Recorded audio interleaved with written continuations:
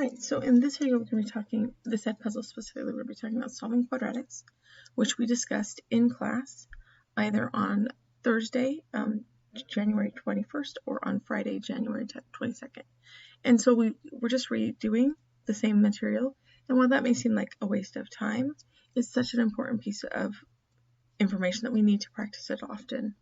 So we're going to start with this one. We've got, and my instructions are to factor. So I've got k minus k 4k equals 0, so it's equal to 0, which is awesome. That's the first thing I always want to check is it equal to 0, which this one is. And then the next thing I want to do is try to factor it. So normally when there are 3 terms, we're trying to fill a box of 4 things because the middle term for multiplying two binomials, example,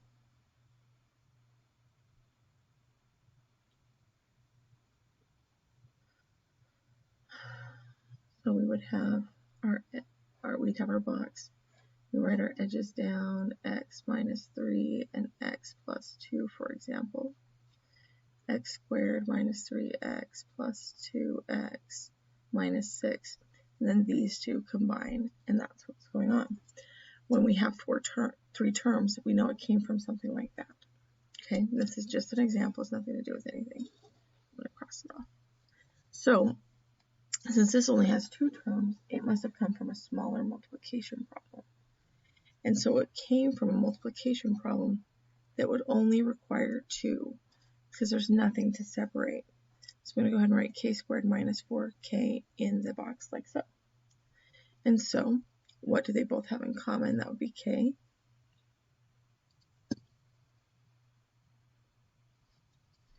And k take away 4 is what's left behind, so if I pull out k. And the other way we can think about factoring is we're kind of dividing. So k divides into k squared and leaves k. And k divides into negative 4k and leaves negative 4. And so this factors into k parentheses k minus 4, which is equal to 0. And so then we use the zero product property.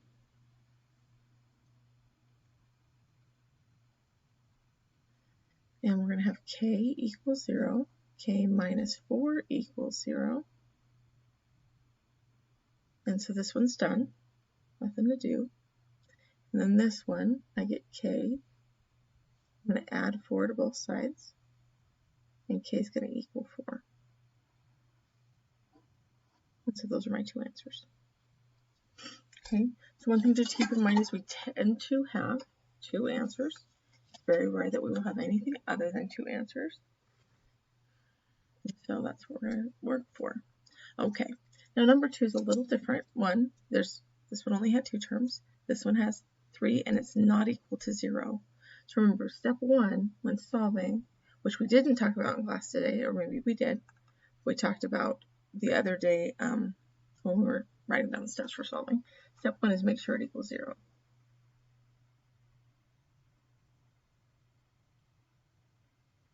Okay, then step 2 is to factor. Step 3 is to apply the zero product property, which right here is where we set each factor equal to 0. That's the zero product property. And then step 4 is solve. So on this one, there was our solve step. Anyway, those are our steps. So here we're going to start by making it equal to 0. So I'm going to add 3 to both sides. I'm going to get a squared plus 5a equals 0. So after making sure it equals 0, I have the same kind of problem as this one. So I want you to go ahead and try that. I'll draw the box here. We're going to go ahead and pause after I fill it in. And I want you to come up with the factors for this. Ready? Go. Okay, so I got a and a plus 5. And so I have a times a plus 5 in parentheses equals 0. So I've done step 1. I've done step 2. Now it's time for step 3, the zero product property, which is going to say a is 0 or a plus 5 is 0. I'm going to move that step up here because it's too close to the bottom down there.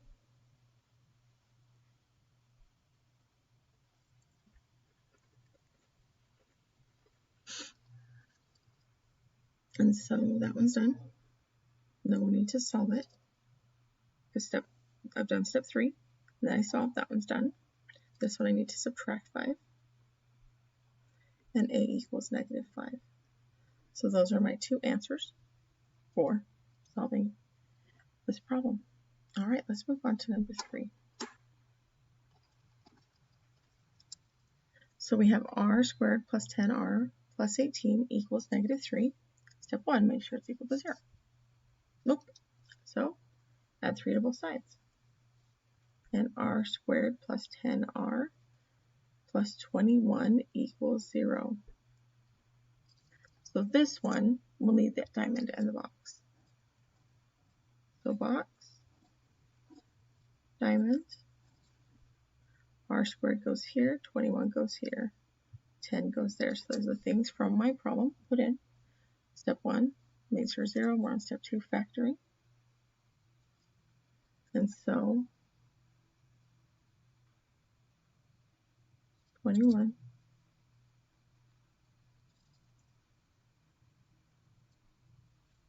so we're thinking what 2 numbers multiply to make 21 but add to make 10.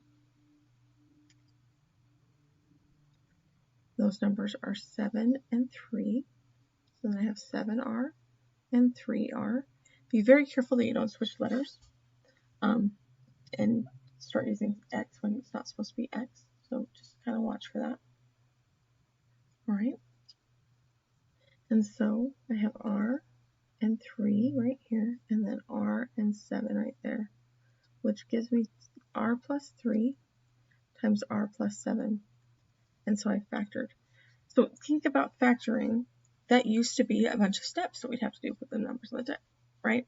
And so now the step involves all of this. So that's all we've done is step 2. So step 1, now step 2.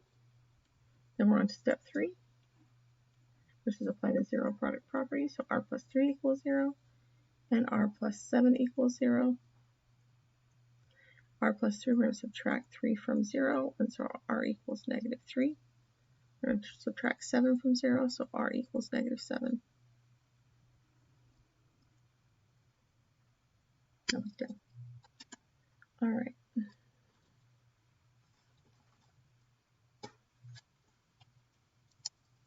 Now, we're going to do this one. This one's a lot trickier because there's a lot more weirdness in its setup, but it still has to equal 0.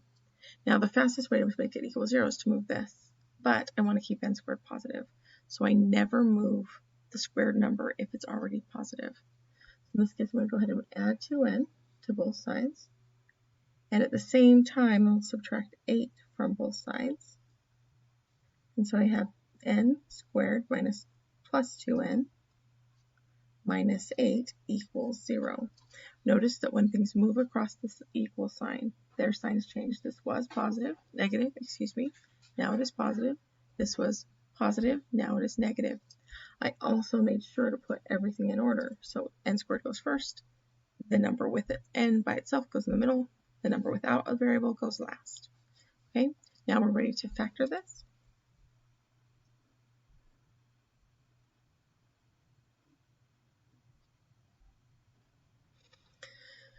And so we have n squared and minus 8, and positive 2 goes here, multiplying -8.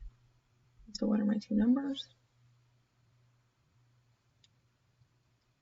Yep, 4 and -2. So 4n minus 2n and minus 2, n plus 4. So my factorization is n minus 2 times n plus 4, which is equal to 0. So step 2 is done. Step 1, step 2. Step 3, ZPP.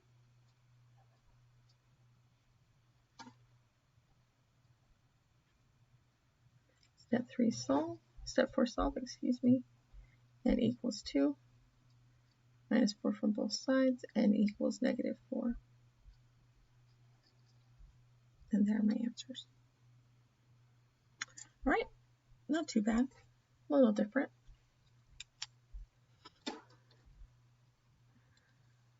So this next part down here at the bottom is to solve using square roots.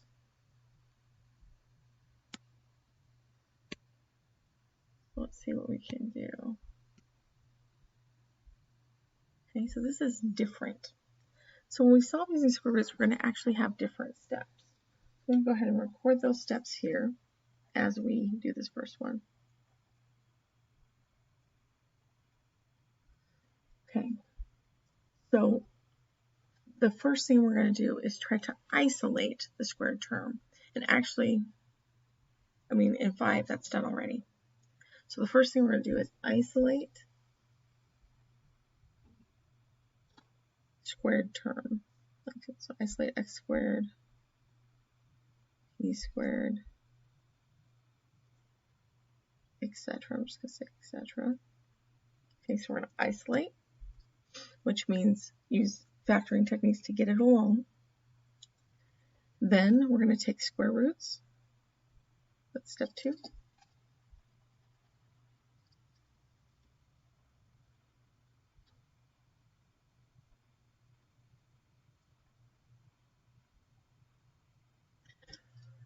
So this technique is just about normal solving. So when we're solving something, we're trying to do inverse operations to get the variable alone. Oh, it's just so blurry. To get the variable alone. So we're trying to do all of that. And so the goal is to see what can happen. More stuff on it makes it better. Big blank page just wants to get blurry. So let's go ahead and take the square root because x squared is already isolated. And so I'm going to take the square root of both sides. And here's where it gets a little tricky right away. So x is 3 because the square root of 9 is 3. But we have to think to ourselves a little bit, what numbers can be squared to get 9? And we also keep in mind that there's usually 2 answers. There are some exceptions, but there's usually 2 answers when we solve a quadratic. There's usually 2 x-intercepts, there's usually 2, there's usually 2, there's usually 2. So what other number can we square to get 9? And that number is -3, because -3 times 3 is 9. So when we take a square root, we actually have to attach this plus or minus. Or we can do it a little weirder, but I think the weirder way is weirder. So we're just going to attach the plus or minus to that side. So when we take a square root, don't forget plus or minus.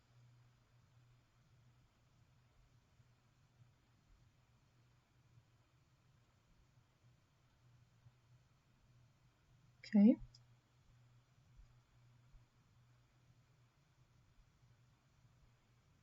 Okay. And then I get 2 answers. So if I'd have just followed, let's see what we can do on 6. Now we'll try 6.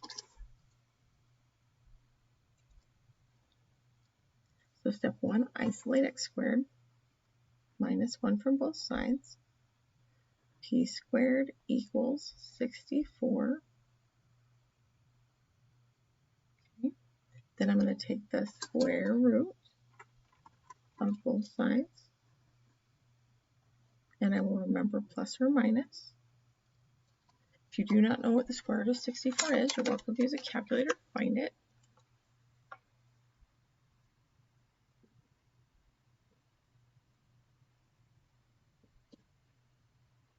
There. So here on my calculator, second square root right there. It's written in blue. I push the blue button first. And 64. I got 8. So this becomes p. Square root of p squared is p. This becomes plus or minus. Square root of 64 was 8. So there's my answers. And if I wrote them separately, I'd have 8 and -8. Okay, and that's really all there is to it. Let's go ahead and try a more complicated problem.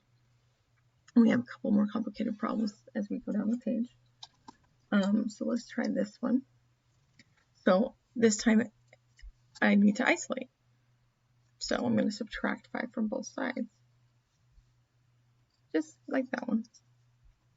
M squared then equals 99. Okay. And so then I'm going to take the square root of both sides. I'm not going to forget plus or minus. And so m equals plus or minus, calculator time,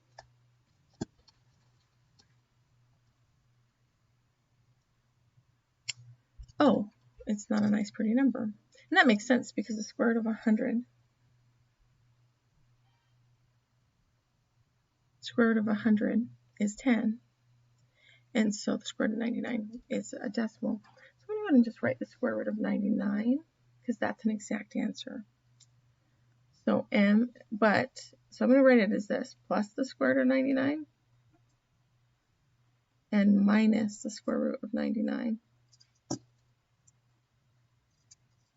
Because there's these two different answers. And then I will also sometimes write m is approximately equal to 9.9498, right? And also negative 9.9498. You notice I truncated that number and I just cut it off at the fourth decimal. That's okay. You can round it to a 9. If I rounded this one up, I'd get a 5 here, and so it gets a little, I didn't want to round. I just truncated that time. Okay. All right. So we've got a couple more. See if you can try this one on your own. It's very, very similar to 7. See what you can do.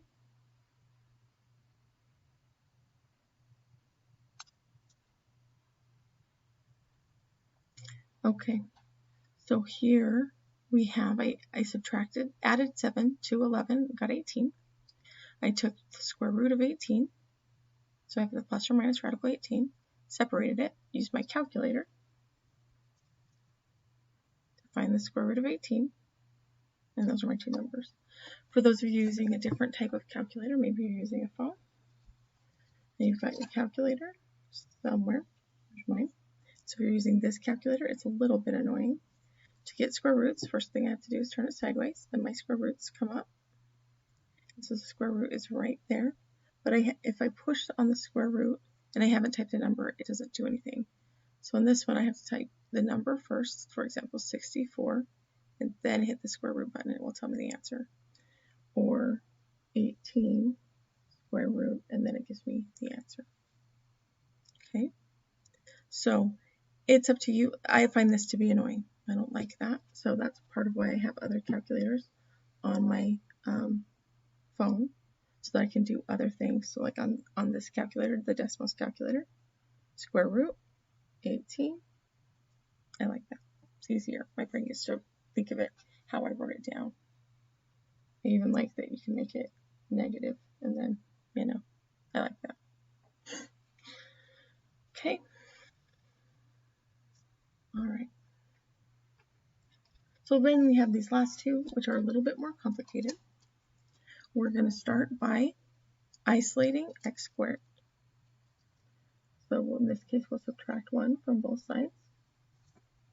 7x squared equals 329. We're going to divide by 7, and x squared equals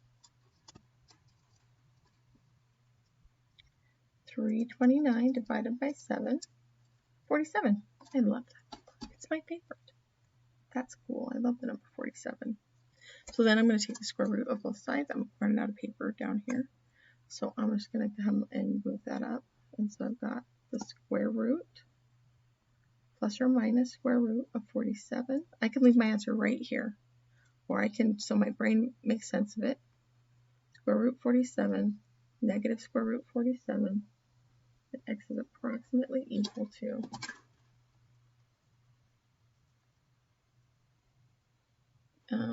well, that's ugly. 6.856. We're doing truncating the whole time here. Negative 6.855.